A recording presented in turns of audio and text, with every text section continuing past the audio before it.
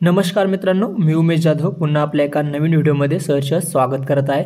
तर मित्रांनो, RT admission 2024-25 साठी ऑनलाईन अर्ज कधीपासून चालू होणार आहे का ह्या वर्षी ही आरटीची जी योजना आहे मोफत शिक्षण दिले जाते बालकांना नर्सरी ज्युनियर सिनियर केजी पहिली ते 8वी पर्यंत, तर ही जी योजना आहे ही बंद पडणार आहेत का याबद्दल जे आपले शिक्षण आयुक्त सूरज मांढरे साहेब आहे यांनी काय सांगितलेले आहे याची संपूर्ण माहिती सविस्तर या व्हिडिओमध्ये आज आपण बघणार आहोत।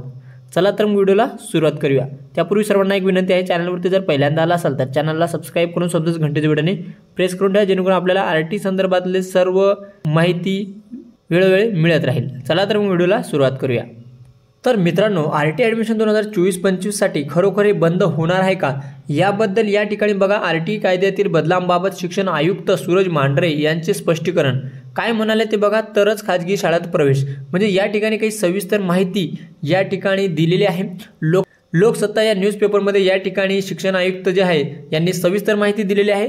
यामध्ये काय म्हणतात ते बघा, शिक्षण हक्क कायद्यातील आरटी सुधारणेने प्रचलित कायद्याप्रमाणे खाजगी शाळांमध्ये होत असलेले प्रवेश बंद करण्यात आलेले नाही। शासकीय शाळा नजीकच्या परिसरात नसल्यास तेथील खाजगी शाळांमध्ये आरटी अंतर्गत प्रवेश होणारच आहे, तसेच त्या प्रवेशापोटी भरपाई देण्याची तरतूदही कायम आहे, असे स्पष्टीकरण शिक्षण आयुक्त सूरज मांढरे यांनी दिलेले आहे। म्हणजे याचा अर्थ काय मित्रांनो, जर एखादी खाजगी शाळा असेल आणि त्या परिसरामध्ये 1 किलोमीटर पर्यंत जर शासकीय शाळा नसेल किंवा अनुदानित शाळा नसेल तर त्या ठिकाणी जे आहे खाजगी शाळांमध्ये प्रवेश दिले जाईल। म्हणजे ज्या एरियामध्ये इंग्रजी माध्यमाच्या शाळा आहेत तर त्या परिसरामध्ये त्या ठिकाणी शासकीय म्हणजे जिल्हा परिषदची शाळा किंवा अनुदानित जे शाळा आहेत तर ते जर नसतील तर नक्कीच त्या शाळांमध्ये जे आरटी अंतर्गत प्रवेश त्या ठिकाणी दिले जाईल आणि त्याची जी फीस आहे तर ती सुद्धा शासन या ठिकाणी पे करणार आहे, असं या ठिकाणी यांनी म्हटलेलं आहे। परंतु या ठिकाणी प्रॉब्लेम असा आहे की भरपूर अशा शाळा आहेत ज्या ठिकाणी खाजगी शाळा आहेत, इंग्लिश मीडियमच्या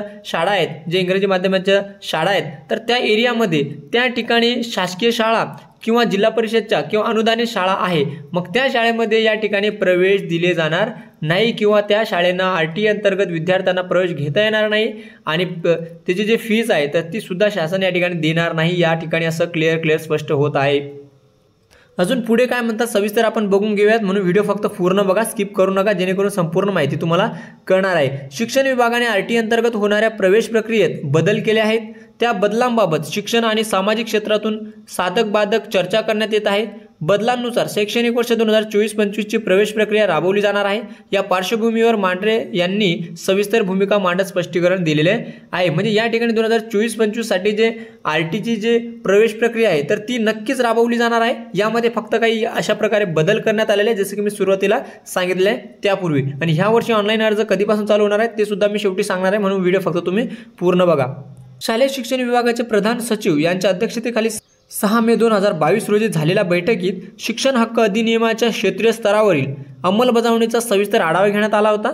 त्यावेळी अनेक शासकीय अनुदानित शाळांमध्ये चांगल्या सुविधा असूनही देखील त्या शाळा शिक्षण हक्क अधिनियमात समाविष्ट नसल्याने तेथील पटसंख्या कमी होत आहे किंवा कमी होत असणे, ज्या शाळांमध्ये विद्यार्थ्यांना आरटी अंतर्गत प्रवेश दिला जातो त्या शाळांमधील केवळ शैक्षणिक फी शासन भरपाई करत असून अन्य कोणताही खर्च दिला जात नसल्याने विद्यार्थी तिथल्या अन्य सुविधांपासून वंचित असणे, काही पालक विशिष्ट शाळांसाठी आग्रही असणे, राज्यात 1 लाखाहून अधिक शाळा असताना केवळ 8,000 शाळा आरटी अंतर्गत समाविष्ट नसणे, त्याच प्रकारे आरटीची भरपाई 8वी पर्यंत असल्याने या मुलांची 9वी व 10वी काही शाळांची फी पालकांना परवडत नसणे, अशा विविध बाबीवर जे विचार करण्यात आला होता। आणि नवीन शैक्षणिक धोरणामध्ये पूर्व प्राथमिक आस्थापनावी प्राथमिक शाळांना जोडून घेण्याबाबतचाही विचार करण्यात आला होता। अन्य राज्यातील या संदर्भातील तरतुदी तपासून पाठवण्याचे ठरले।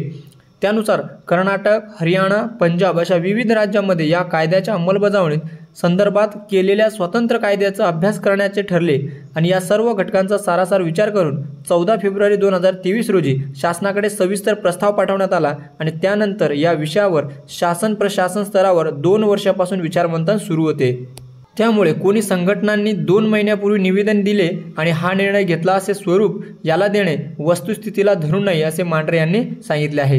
त्यानंतर शासकीय शाळा, अनुदानित शाळा, अंशतः अनुदानित शाळा यांचे शिक्षण व्यवस्थेमध्ये प्रमाण आणि योगदान मोठे आहे असे असताना त्या शाळा या कायद्याच्या व्याप्तीतून दूर ठेवून केवळ विशिष्ट खाजगी शाळांपुरता हा कायदा मर्यादित करणे ही भूमिका न्यायाची आहे।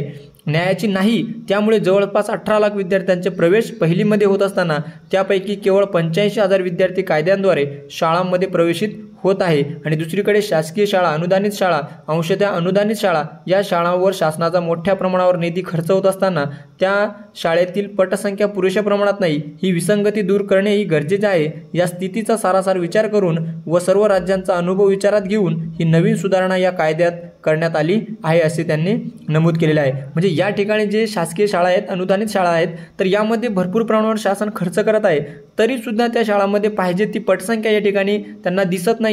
त्यामुळे खाजगी शाळांमध्ये प्रवेशाची जी संख्या आहे तर ती खूप जास्त असते, तर हे योग्य नाही असं सुद्धा या ठिकाणी मांढरे साहेब यांनी सांगितलं आहे। प्रचलित कायद्याप्रमाणे खाजगी शाळांमध्ये होत असलेले प्रवेश बंद करण्यात आलेले नाहीत। ज्या खाजगी शाळेच्या नजीकच्या परिसरात शासकीय शाळा नाही तेथील खाजगी शाळांमध्ये हे प्रवेश होणारच आहे। तरी सुद्धा मी जसं की सुरुवातीला सांगितलं की जर खाजगी शाळेच्या जवळच्या परिसरामध्ये एकही शासकीय शाळा किंवा अनुदानित शाळा नसेल तर तिथे नक्कीच या ठिकाणी RT अंतर्गत या खाजगी इंग्रजी माध्यमाच्या शाळांमध्ये प्रवेश दिले जाणार आहे असे सुद्धा ते म्हटले आहे। कोणत्याही शासकीय विभागाचे कामकाज पाहिल्यास नागरिकांना सुविधा देताना सर्वप्रथम शासकीय व्यवस्थेद्वारेच त्या सोयी सुविधा दिल्या जातात व शासकीय व्यवस्था ज्या ठिकाणी उपलब्ध नसते त्यावेळेस खाजगी व्यवस्था लागू केली जाते।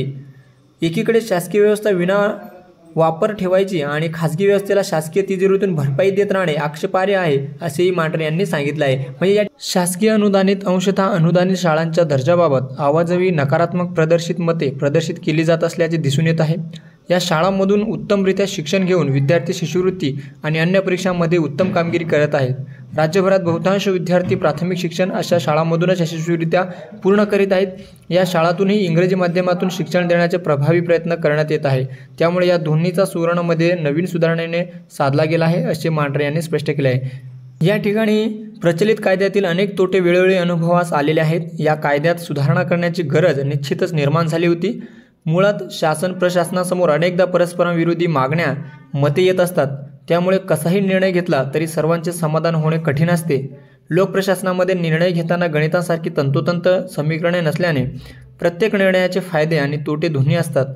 त्यामुळे प्रत्येक निर्णयाचे काही लोक समर्थन करतात तर काही लोक टीका करतात, हे निरंतर होत असते असेही मांढरे यांनी सांगितले आहे। म्हणजे सविस्तर या ठिकाणी विद्यार्थी मित्र किंवा पालकवर्ग या ठिकाणी शिक्षण आयुक्त जे आपले सूरज मांढरे साहेब आहे यांनी सांगितलेलं आहे की हे RT प्रवेश जे आहेत तर हे बंद होणार नाही। फक्त नियम असा लागू करण्यात आलेला आहे की जर खाजगी शाळा इंग्रजी माध्यमाच्या शाळाच्या परिसरामध्ये 1 किलोमीटरपर्यंत जर शासकीय शाळा किंवा जिल्हा परिषदच्या असेल किंवा अनुदानित शाळा असेल तर त्या ठिकाणी प्रवेश दिले जाणार नाही।